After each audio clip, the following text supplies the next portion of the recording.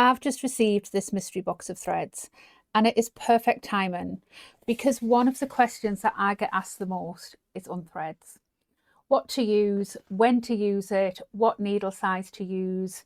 And in today's video, I'm going to be answering all of those questions and helping you decide what thread to use on your next bag making project.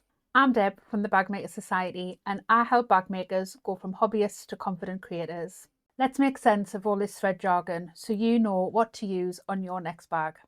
This is the mystery thread box from Studio 77. Emma has very kindly sent me this. So let's see what's in it. Little leaflet. I'm going to read this first. So tells you all about the different colours, what they're made up of. I'll just give you a quick look.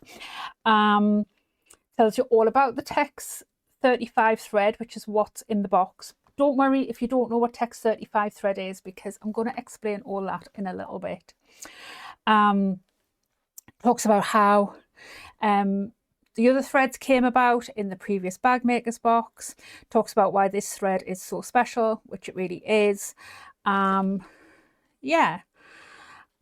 Links to our Facebook group, website, etc, etc. So I'm going to put that to one side. Oh, as always, beautifully wrapped. Now, do I open this way or do I open on the overhead camera? Give me 2 seconds while I have a think. Okay, I thought about it and I decided let's do both. So I like this angle because it does give a little bit of a better view of colours, etc. I think the overhead lighting and everything brings out the colours better. So let's have a look at this one first. So this is the pumpkin spice. I'm gonna show it to the front camera so that you can see. This one is juicy orange, leafy green and a coffee brown in a bold earthy blend, a colour combo that's perfect for sweater weather season as well as all year round. That is perfect autumnal colours, 100%.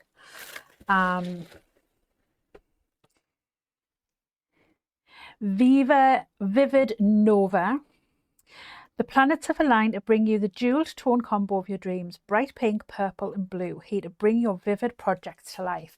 This is probably one that I'm going to use a fair bit. I do have one that is similar to this, but slightly different, and I do use that one quite a bit. So I do think this one will get used an awfully lot because they are my colours. 100% are my colours. Love this one. This is Ice Cream Scoop.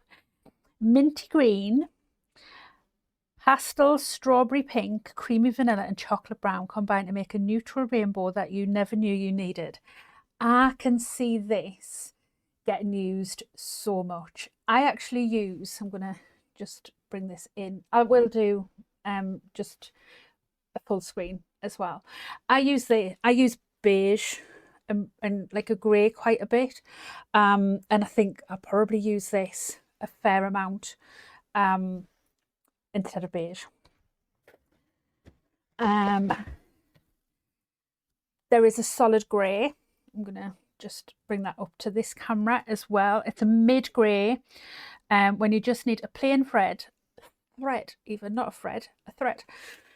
Again, I use grey an awfully lot, so this will come in really useful. I was literally discussing this on a social the other week. I very rarely use black. I use grey all the time, which is why I'm very excited because I knew that this one was here. This is neutral mix, black, grey and white, a neutral mix in a variegated thread that you will reach for when you want to take things a little plainer, when nothing quite matches but you still want that extra pop. 100%. I think this is definitely going to be a reach for thread all of the time. So those are the 5 threads. Put them here. that are in the mystery thread box from Studio 77. I think there are still a few left as of me filming this, so I will put a link in the description box down below. So I'll just quickly show you each of those colours from this angle on a little bit of a bigger screen. So this is the let me just remind myself of the names. Neutral mix. So this is the black, grey and white thread. Which, like I say, I think I'll be using that an awful lot. This is the mid grey. I think that's a really nice mid grey as well. It's like not too dark, not too light. Pumpkin spice, yeah, no, pinch of spice, that's me getting that name wrong, so sorry. Like I say, very autumnal colours. So it's orange, leafy green and coffee brown all blended together. That'll be getting used an awfully lot at this time of year. This one's a purple, pink and blue all mixed together. That one is called Vivid Nova. And then the ice cream scoop. Isn't it funny that I remembered the name of that one? I wonder why.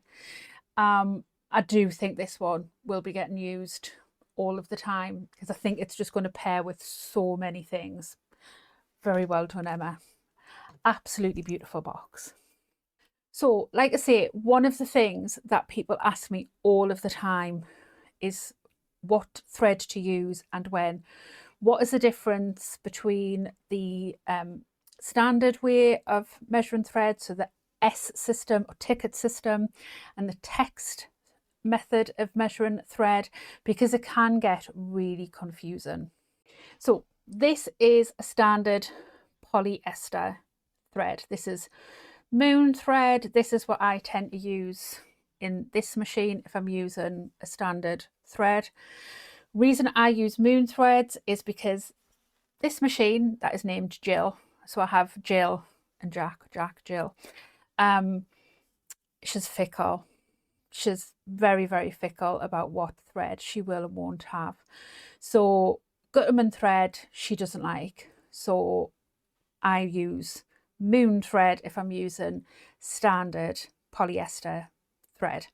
Now this is 120S in weight, measurement, however you want to determine it. Now the S measurement is called a ticket measurement, and that is a measurement that is used, it measures the length of the thread per gram. So this thread is usually used in sort of dressmaking. You can get cotton varieties that are very similar looking to this. I would never use cotton when you're bag making. It breaks very easily and your bags just won't hold up to the wear and tear and durability that they're going to need if you use cotton thread. So this thread, let me see if I can find the end. So this thread is nice and strong, but with some pressure I can snap it. It does take a fair, like a good pressure to snap it, but it will snap. I'm just going to go on back onto the overhead camera because I do just want to show you how this thread looks. So I've just put some white paper down and set my camera so that it automatically focuses, because obviously this thread is quite it's quite thin. So I'm just trying to get it to focus a little bit so that you can see. Hopefully you can see along that thread. It's kind of a little bit fluffy. It's not entirely smooth. So it can catch somewhat. It can sometimes catch on the needles, and that can sometimes cause it to break. But it is a very good standard beginner thread to use, especially when you're getting into bag making. It's very easy to source in a lot of stores locally, dressmaking, haberdashery stores. We up in the north of England have a store called Boys. You can pick these up for sort of just over £1.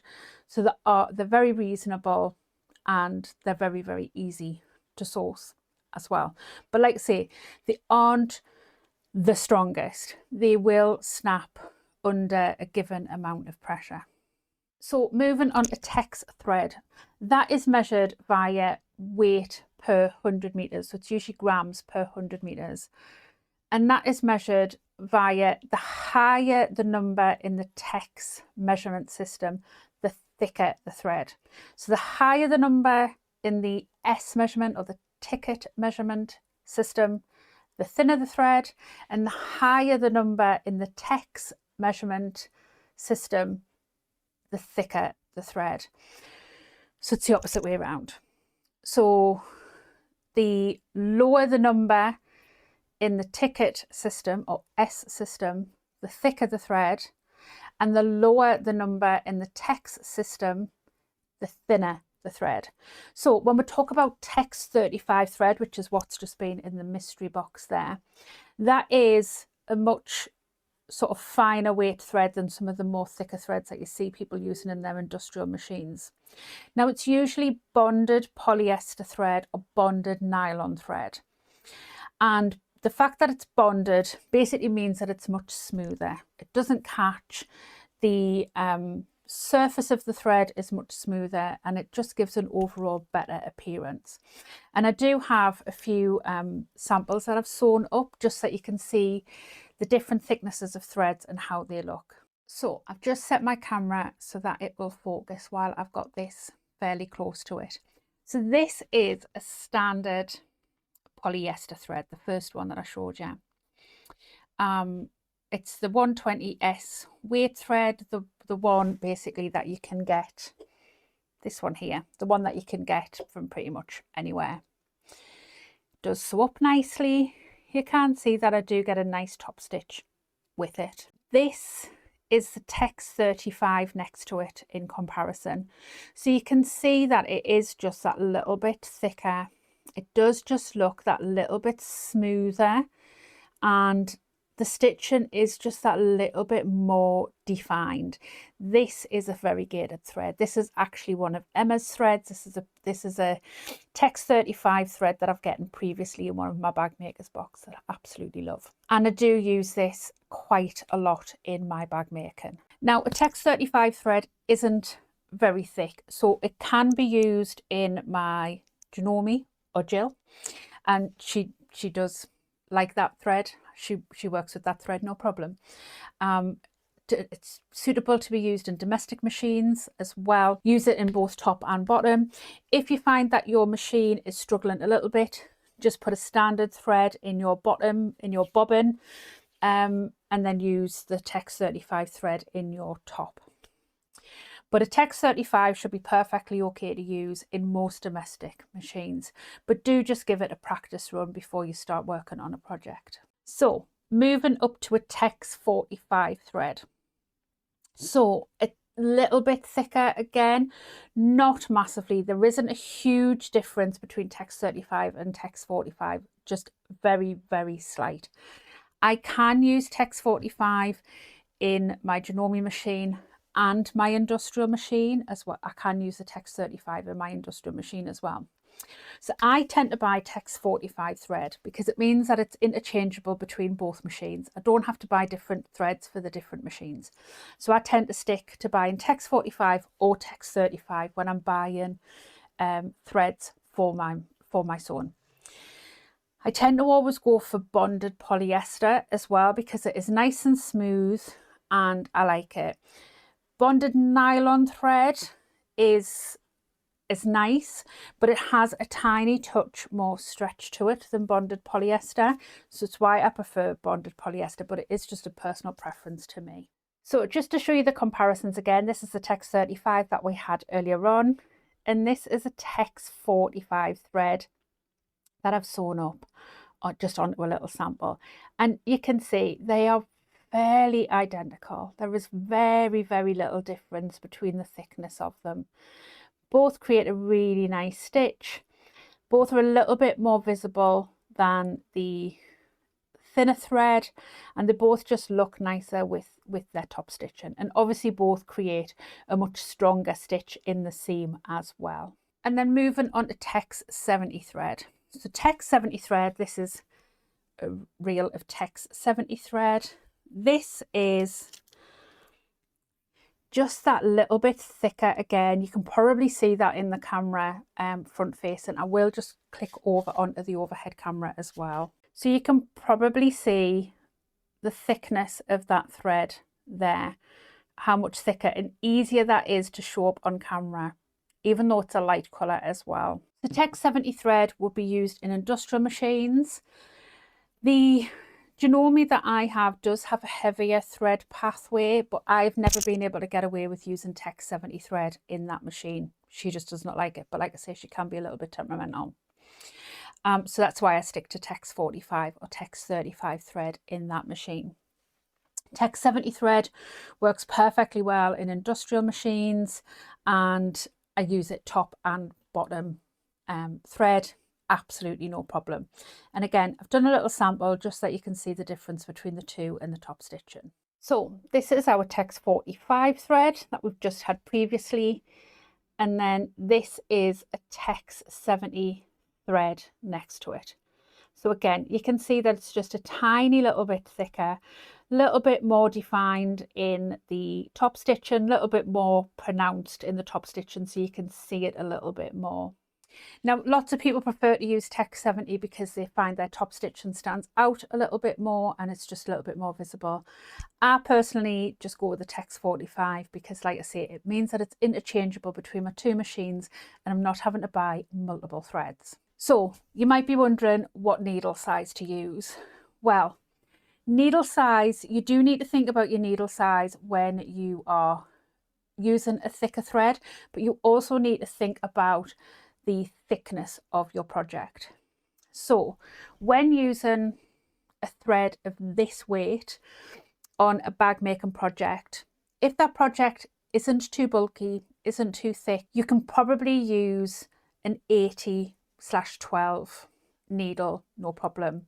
Possibly going up to a 90/14 needle if that project is a little bit more thicker and bulkier. On something like the Tex 35, a 90/14 needle works fine, depending on the thickness of your project. The more bulky and thicker your seams are, the higher up in needle size you will need to go. So you can go up to 116, 110, 18, or 120, 19. I think that's how it is. I tend to just use the metrics 16, 18, 19, 20. I don't tend to use the other metrics, but I know that there's other places in the world that use both metrics. So yeah, so I would start off with a 90/14 needle with a Tex 35 thread. Pretty much the same with the Tex 45 thread. A 90/14 needle will probably work okay for a lot of projects as long as it isn't too thick. If you're getting skipped stitches and the needle isn't making contact all the way down so that the bobbin thread can fully make that stitch and loop through, then go up a size in your needle and you'll probably find that that will solve your problem. But you can go up to 100, 110, 18 or 120, 19 needle. I quite often use a 19 needle in my bag making when I'm stitching with a Tex 45 thread, if I am working with quite a thick and bulky project. Now with a Tex 70 thread, you're probably going to find that the minimum you can get away with needle size is 100/16 needle, because you will need the slightly bigger eye of the needle to get the thread through. So obviously the bigger the needle, the bigger the eye of the needle as well, and you need that to be able to get the thread through, obviously as the thread size increases. So I would start with 116 needle if you're working with a Tex 70. So hopefully all that information on all the different thread types, thread sizes and needles to use has been helpful, and I haven't made it too confusing. I hope you've enjoyed unboxing my mystery thread box with me. I'm going to go and put them away on my shelf up here, which pretty much is going to fill this fill the shelf, and I'm going to need to ask my husband to put up another shelf for me. I have put all the information that I've gone through today into a little cheat sheet for you, so you can download that and refer back to it whenever you need to.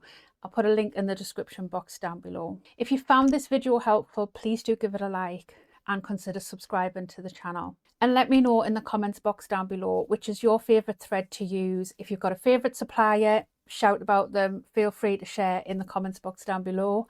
And I will see you on another video soon. Bye.